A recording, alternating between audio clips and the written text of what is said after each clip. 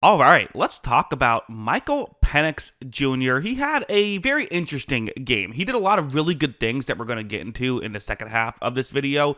I also want to start off with some negatives because this was not a perfect game throughout. For one thing, a few missed throws early on this play. It's a 3rd down and 5. You see how it can work with the Drake London going towards the bottom of the screen. It's a tough play. Watch as when Penix takes the snap, to have to get to the 47-yard line. So you want to, ideally, in a typical situation, you'd want to throw this one just towards the sideline, keep leading London up in that direction. You do have to get to the 47-yard line. I think if you throw it that way, you could make this work. Instead, he puts this one just a bit too high and outside, essentially, for this to be, I guess, high and inside for this to be complete. Would have been a great catch for Drake London to make that play. Not horrible either, right? Like, you can live with a few of those, but that was definitely, something you got to still get the rhythm down, I think. This next play is going to be a 3rd down and 5 situation once again, and that matters because watch what Penix is going to do. As you see, Penix takes the snap and, looks down the field. There's pressure off the edge, but look at him navigate that pocket.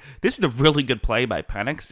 And one thing that I was really excited about watching Michael Penix, I guess not excited about because I'm a Tampa Bay fan, so nervous about, but one thing that would make you excited if you're an Atlanta fan is how well he was using his legs. He's someone who's such a good runner of the football, but just doesn't love to do it. Him making that more of his game, I think, is really a good thing.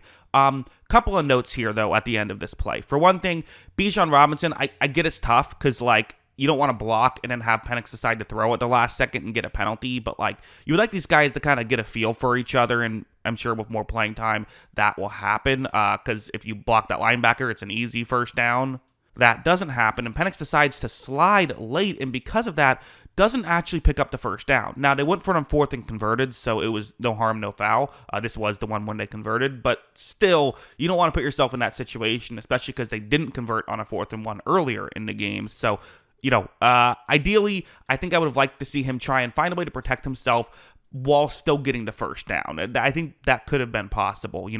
Just maybe dive head first more towards the bottom of the screen, and you're probably getting the first down and still protecting yourself. Also, he had a couple of near turnovers, although I struggle to figure out exactly how much of either of these are his fault, but we got to talk about it in the film study, right? This is a zone coverage concept. You see a couple of routes that could potentially get open against zone. Penix takes the snap, and as of right here, he's expecting one of two things to happen. Either the receiver who's farther towards the top of the screen to kind of stop, or Drake London, the one who's kind of towards the middle of the field, to continue going towards the top of the screen. I'm not sure exactly which one he's expecting, but neither happens. Watch as there's no one to where he's throwing it, and that should have been an interception. That was just a dropped pick right there. So, gotta clean that up. That's not a skill play. That's a communication play, and it's so difficult. It's week 1.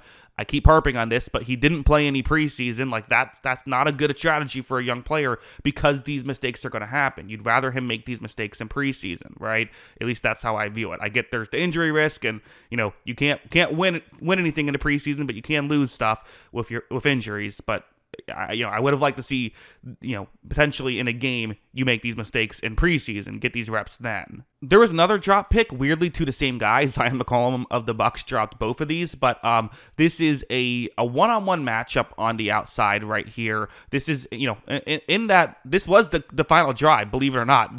I know there's 9 minutes left, not the final drive, but this was the drive that put them up initially. There's still 9 minutes left. It was a long drive. Penix is going to take the snap, and is this a route that you want to throw to? Maybe. You could throw one up a jump ball if you want, but the real thing to watch is that now is when Penix has to make his decision. He's about to get clobbered by Vita Vea, who doesn't seem like a fun guy to get clobbered by. Penix is aware of this. He's still deciding to make this throw, and again, if the collision just caused the ball to go haywire and results in a pick, okay, whatever. That's not what happens here. Again, watch the receiver. Watch as he cuts more over the middle, and because of that could have easily been an interception. So, again, the hit affecting the throw is what it is. It's hard to make throws when you're getting hit like that. The not being on the same page part is what is frustrating because that could have maybe still been a catch and could have honestly been an interception. Now, there was roughing the passer anyway, so it didn't matter. But that was Ray McCloud on the play. Again, I don't care what the route is, just the receiver and the running back, or excuse me, receiver and the wide receiver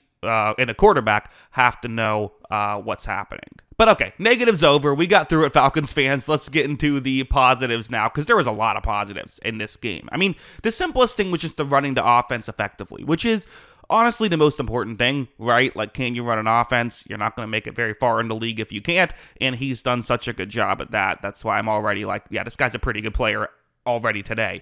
It's a, you have a receiver going, kind of trying to get into a gap in coverage. This is Drake London on 2nd and 15. You want to get a chunk play, make it a convertible 3rd down. Penix is going to take the snap right here, and at this spot, he gets the ball out of his hands quickly. This is a well-timed play. There is a window.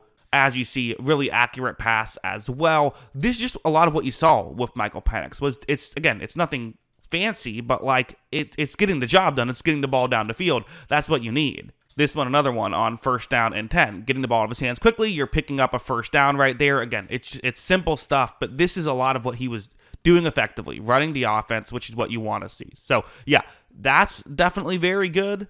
On the actual final drive, the one that should have resulted in a game-tying field goal, you had this play as well, where it's a zone coverage concept. Again, kind of similar, just having a route trying to get into a gap in coverage here. This is Ray McCloud again.